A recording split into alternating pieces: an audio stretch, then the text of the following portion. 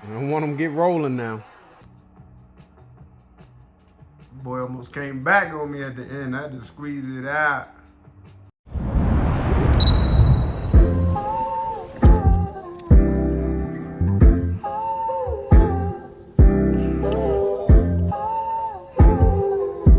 Okay. Well, it ended up being a little too windy to go fishing, so instead I just chilled around the house. I took a nice little nap, fell asleep on the couch after I played Madden. Now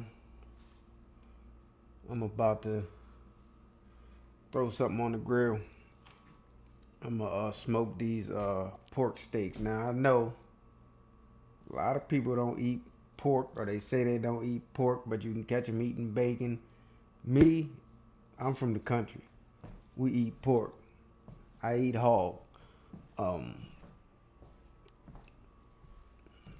I always had a little funny thing where I always believed that when certain people tell you not to do things or things you shouldn't do, you might want to do the opposite. Now, I could be wrong. I don't know, but me personally, I eat pork, so I'm about to smoke these. I think they are pork butt steaks. So you know how you can get the big pork butt, and you can make pulled pork out of it. So I'ma smoke them. I'm probably gonna use a little bit of this. I really, I really like this seasoning, right? But anytime I use it, it messes my stomach up because I got like ulcerative colitis, IBS, and whenever I use that, it gives me a run for my money. So I picked this up yesterday, and I'm gonna use this. But this is my favorite, and I like this on beef. So if you ever do anything with beef with just some SPG, which is salt, pepper, and garlic, like say you put this on your beef ribs, on those big beef ribs, or your brisket. I've never done it on brisket personally, but the beef ribs, you come back over and sprinkle this on top. It gives it like this says, a sweet and savory. That's what that does when you layer it on top of some SPG. So I'm gonna use my Weber Kettle. It's not the Performer, but I made it into the Performer. I actually bought that table. That was my Christmas present to myself, like last year or either last year or the year before last. I bought that for myself, and I bought that kettle was on sale for $99. The Performer is normally $400 or $500, so the kettle was on sale for $99, and I bought that for like $199, so $300.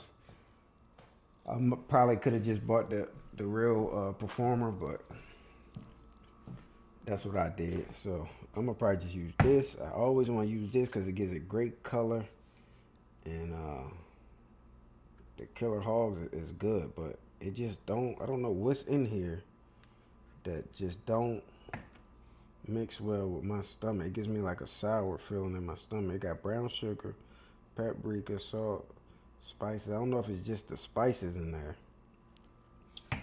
cause like I said, I'm sensitive to that. But this cherry cola, it got spices too, coriander and all spices like that Jamaican stuff. It's not too bad. I got that by itself. I use my allspice. I use that allspice when I'm making stewed chicken or stewed fish, or if I'm making some oxtails, I use that. So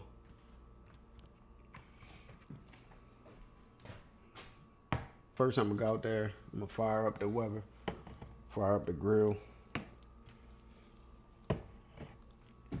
It's a little windy outside. When it's windy, I like to kind of watch it, monitor it, sit out there with it. but the direction that it's coming from today, it's coming from behind my house. So my house is like blocking the direct wind on there. So I'm gonna get out there and set that up. Most of the time, if I'm just grilling or roasting, I use the KingsFord. See, the KingsFord, like the OG. I got this for. I got two 16-pound bags yesterday at Walmart on sale for like $17. I had picked up because I thought I was out of the B&B when I went to Walmart. They didn't have no more B&B. This is the B&B that I normally use, the competition. They didn't have no more of this in stock, so I grabbed a little small bag of the KingsFord. It was $7, basically $8. And then as I was walking out, I saw they had the 2-pack for like $16.99, $17. So I just grabbed that, even though I don't use KingsFord all that much. But KingsFord gives you like that childhood, backyard hot dogs and burgers. Like, it's good for like grilling, like I said. And I normally with these, like my little trick, if I don't have none of these, is I'll soak a cotton ball and some rubbing alcohol, like that green or the clear rubbing alcohol. I soak like 3 of them and put them in place of these, and that works good. It lasts pretty long too. But when I got these, I'll just use these fire starters. And these cheap, these at Walmart, you get 50 of them for like $4.99. Just take 2 of these. I normally take 2, or if it's like winter, I use 3. Or if it's like windy, I use like 3 of them.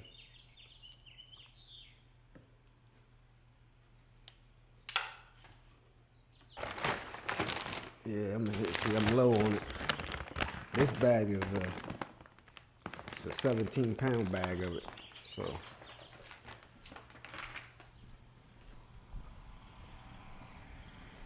that's that trailer that my kids was banging on. I changed the oil the other day and I ain't moved. I poured the old oil in there and I ain't took it to the recycling, so it's just been sitting up there. Real.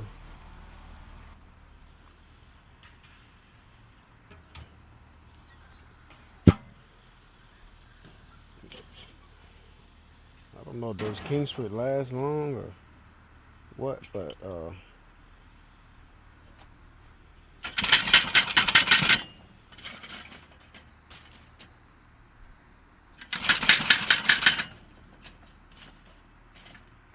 lot of times I leave most of it that ain't asked over.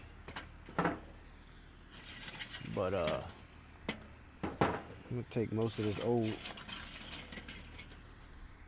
stuff out.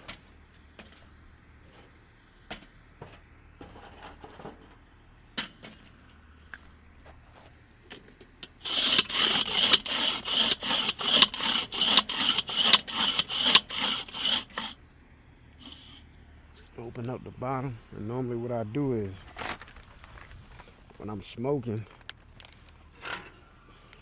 I only put about, depending on the temperature, if it's winter I put like 9, if it's summer like now, if how high or low I want to smoke at, if I'm going to shoot for like 225, I'll light about 5 or 6 of these.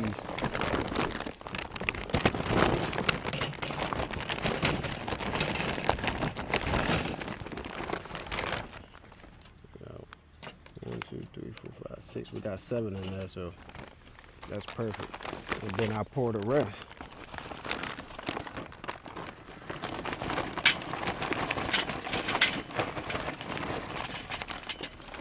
I pour the rest over here and kind of bank it to one side.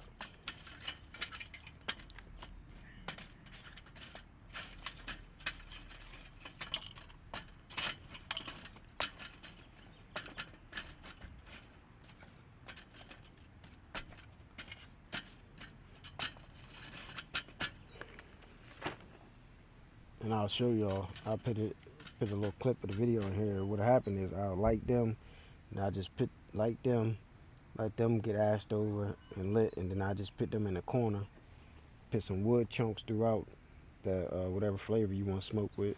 I'm gonna use pecan, and then it'll just work its way across and slowly burn and smoke the meat at the same time. So yeah, I left my fire starter, so I'm gonna go grab them. Get it lit. Oh no, they right here. Take 2 of these, put these at the bottom.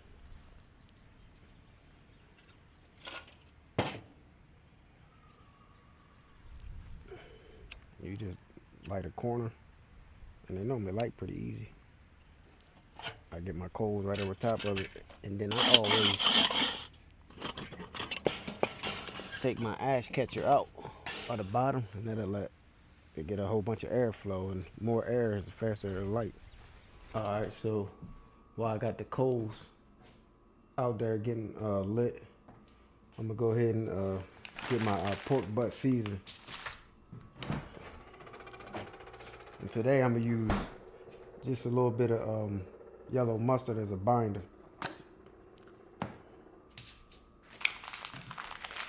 And my meats always come from the butcher, so I rarely use grocery market meat. I don't know why, it's just a thing. You see how thick these are? These are pretty thick steaks, so they're gonna take a while to smoke. How tender you want them. If you want them to stay kind of together, probably smoke them for like 2 hours. And if you want them super tender, like falling apart, or you want to make them into pulled pork, you can do it like 3 to 4 hours.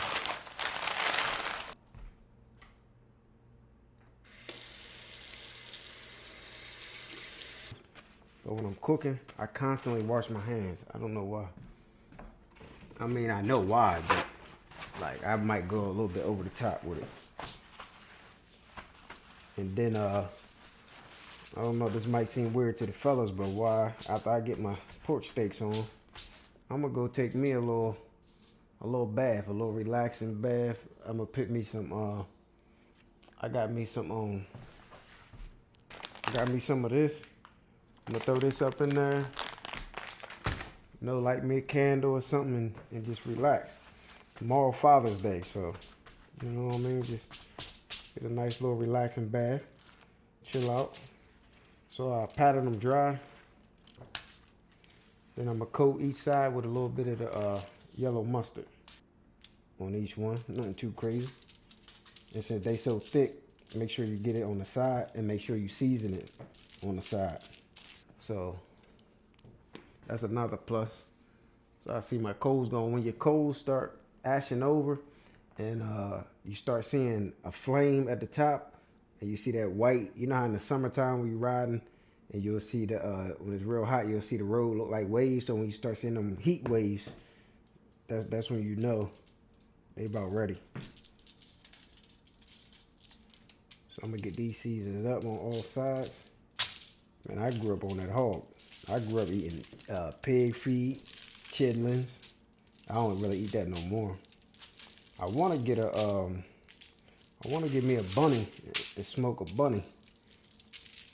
I've been saying I'm gonna do that for a while. I'm gonna do it one day, one weekend. But they come frozen. If they came fresh, I would have probably done it already. But I hate, like I'm not good at, oh, you gotta take the meat out and have it ready to go. I'll forget, most definitely. So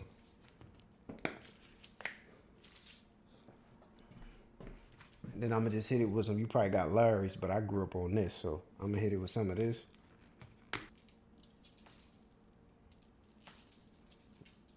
And some people say the meat takes on more smoke when it's cold. Some people let it sit out. It's up to you. Do your thing.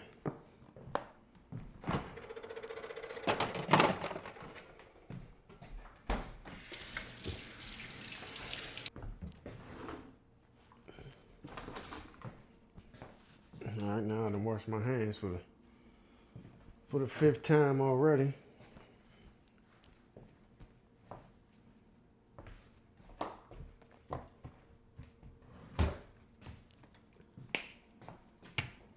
We're gonna go get the wood, put the wood in the grill, get the coals on, and get the grill set up so it'll start heating up.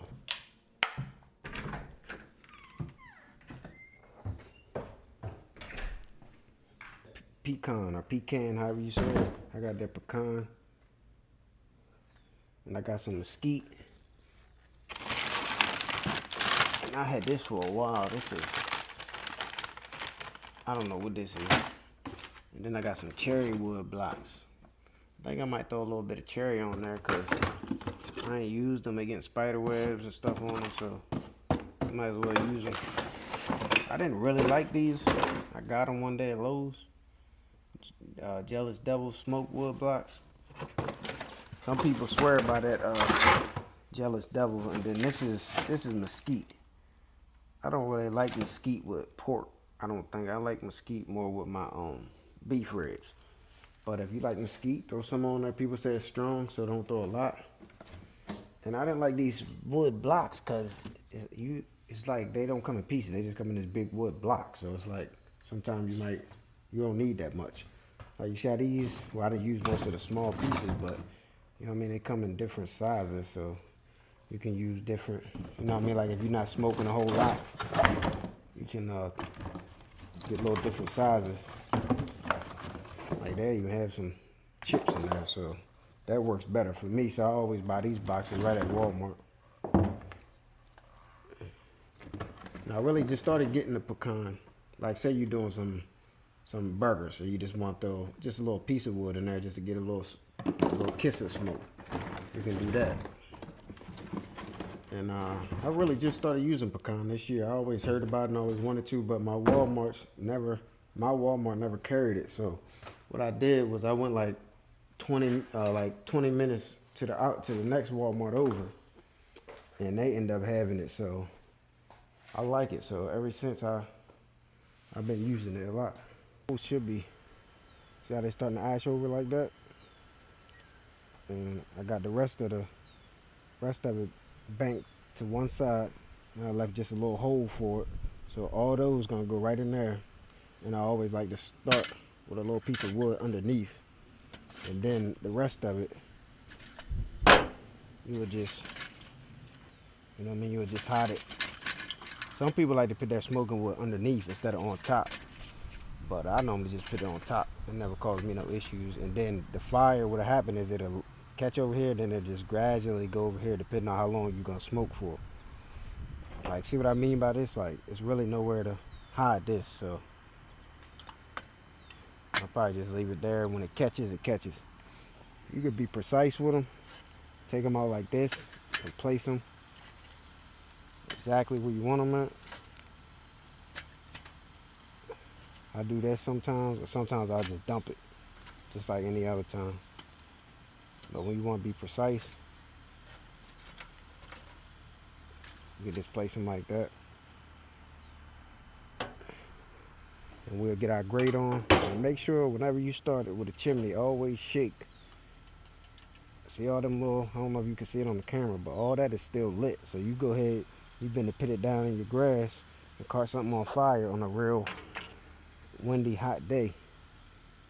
So that'll gradually catch, and it'll just go over there. And always make sure it's not that many gaps. You don't want that many gaps. So I'm gonna get my grate on. So my grate is a little dirty, but I just ball up some foil like that, ball it up, and then scrape it once it gets a little hot. Then we'll get our temperature gauge side on this side where the fire is at. And sometimes I close them, sometimes I just leave them open, and you always have your vent over the food, and then just let it heat up. Probably take like 10 minutes, if that. And you'll see the smoke start out white. Sometimes it's like white, heavy smoke, and then it'll slowly turn into a nice blue smoke. And that blue smoke is what you want. I forgot my ash catcher. And this just goes at the bottom of the kettle grill. So you got a kettle, you know what it is. Some of them come, the cheaper ones come without one. So you just gotta either put something down there. I don't like the ones that come without one because it's like those ashes lit and they drop down. It might catch something on fire. See how that smoke is heavy white?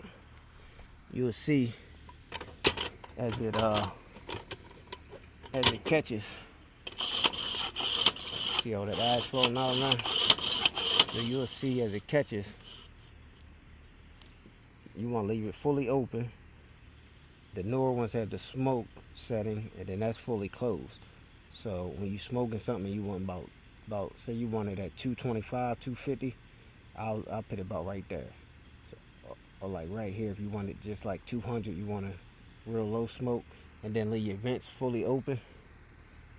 Cause I normally, when I first started using this, I always kept my top vents wide open. Now sometimes I shut them like a quarter turn. Some people say it keeps the smoke in longer, and some people say it raises the temperature. Some people say it lowers the temperature. So I don't really know, but some people cook based off the top vents, and I never understood how they did that. I always use the bottom. So while you're letting it come up to temp, keep it wide open, and then she'll come up to temperature, and then right before you get to where you want it to settle, say we're shooting for 300, we'll let it get up. Say we're shooting for 250, we'll let it get up right to about close to 300, and then we'll shut it down, and then she'll back right down, and she'll be smooth sailing. And these kettles, man, they'll rock at whatever temperature they like set it and forget it. So whatever temperature you put it at, it'll stay there for a long time, hours and hours. And I used to have one of those Smoky Mountain Webers, where it's like it sits on the ground. There's like 3 tiers. You got the coals all the way at the bottom. Then you got a water, like a water thing, and then you got 2 sets of grates. And you know what I mean, the lower you get it, the hotter it'll cook. But man, that thing cooks so good because the food drips, the fat of the food drips constantly down on top of the coals. So it makes it real tasty. But I end up selling that.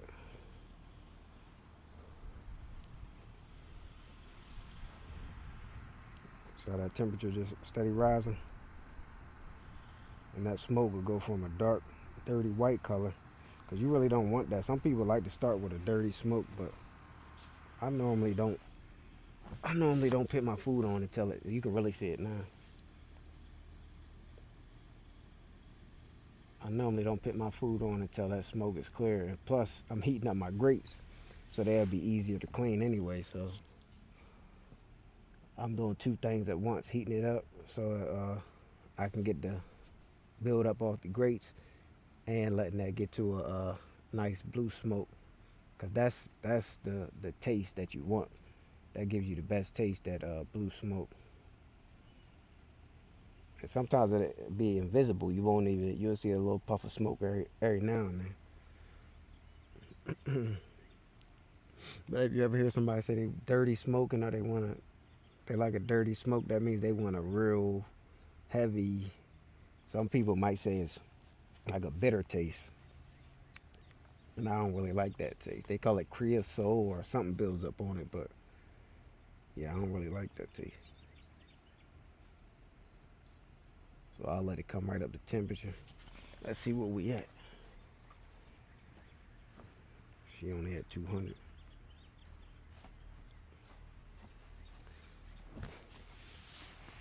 Yeah, see, this the knockoff, whether it's the Grill Forge or something. I got it off Walmart.com. It done held up. And to anybody that covers their grill, like you see my neighbor over there, he got his grill covered. So what's gonna happen when you cover your grill? What happens is he got his covered too over there. But especially when you got a smaller grill, a compact grill like the Weber, when you cover it and it say it rains, even if the cover is good and the rain don't directly get on top of it, what's gonna happen is the rain hits the ground and it's open at the bottom, so that moisture is gonna rise up, and it's gonna rise right onto your metal on your grill, and it's gonna rust. I guarantee you, anybody that covers that grill, you're wasting your money. Don't cover your grill; it's gonna rust. Like, I've never covered any of my. Look, you see that grill? You don't see a spot of rust on it. And I got that grill outside the road for free.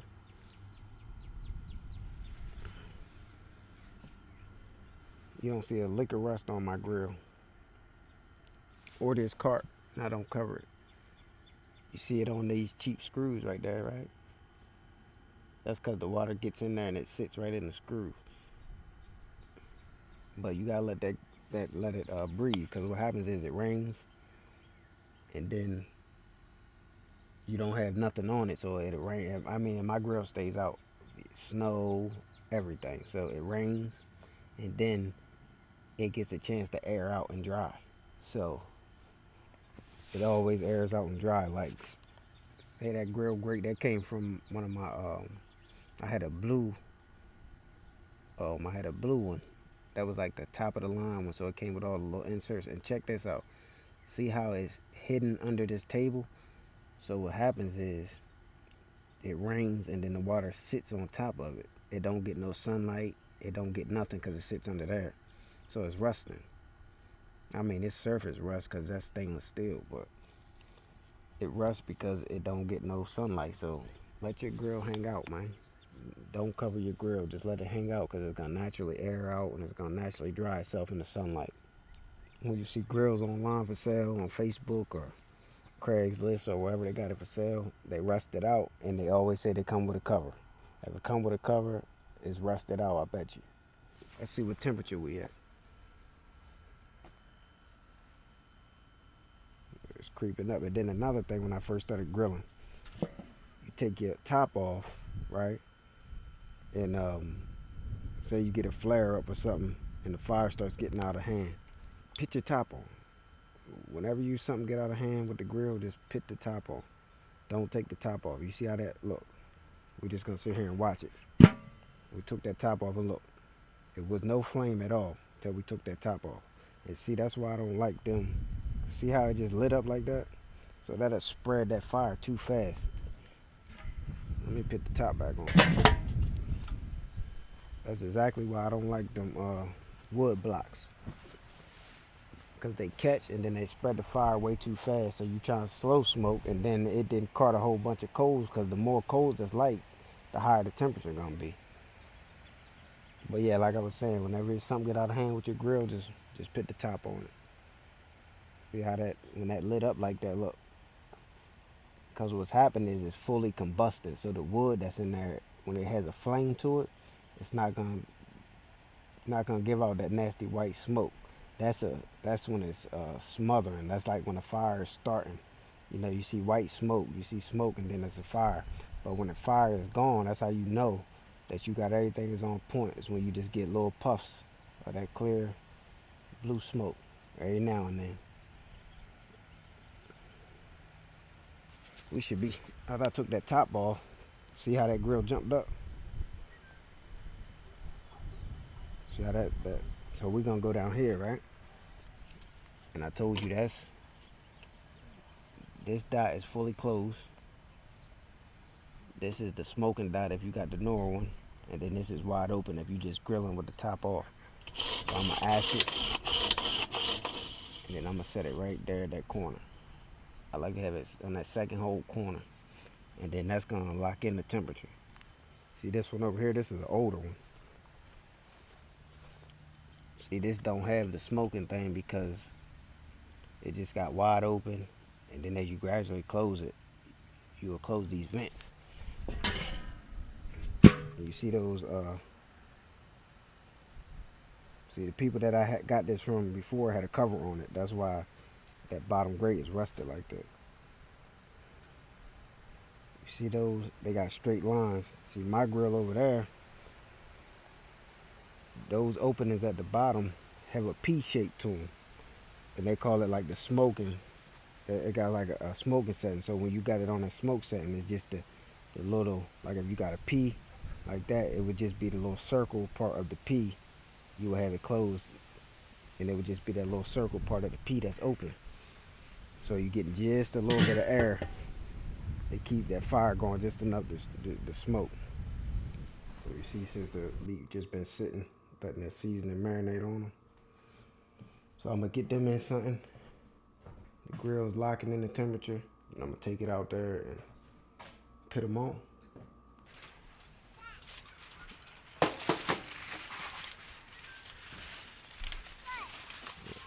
So the temperature gonna lock right in. Huh? You got that? water. So I just ball up a piece of foil. You see how I cleaned it right off? And I just use that instead of using like a wire or something. Then you have metal wires in your food. Some people use an onion, but I just like to use this. Look at the big ones and the fat close to the outside, because that's where a lot of the heat goes.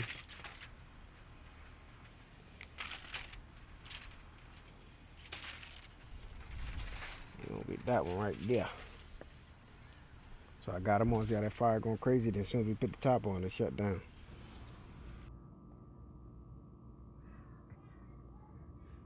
Got that nice little thin smoke.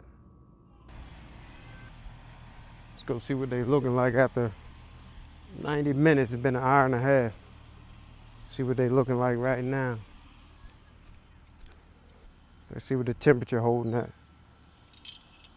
All right, the temperature at 300, that means a new piece of wood, but you see that smoke? Oh, it's nice, thin, clear, you can barely see it. I don't know if I can get a good see it. You can barely see the smoke. That's what you want. Get some nice color on them. So I'm just gonna flip them.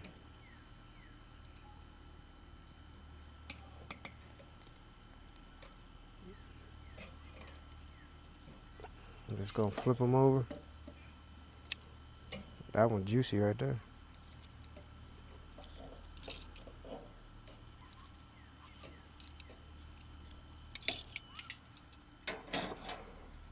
All right, so I just flipped them over. See, we done burned through a couple pieces of that wood, see? I'm gonna shut it back down. And I'm gonna just close these top vents slightly, just a little bit. And I'm gonna let it go for like another hour, then I'm gonna wrap them for an hour, and then they should be good to go.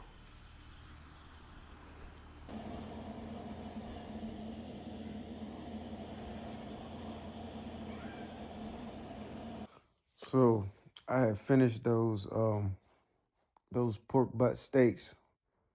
I had wrapped them in foil, put some barbecue sauce inside the little foil package and some of them, and just a little bit of butter. And I put them back on for like 45 minutes. They came out, they was tender. I made some corn and had a little side of some macaroni salad that I got from the store.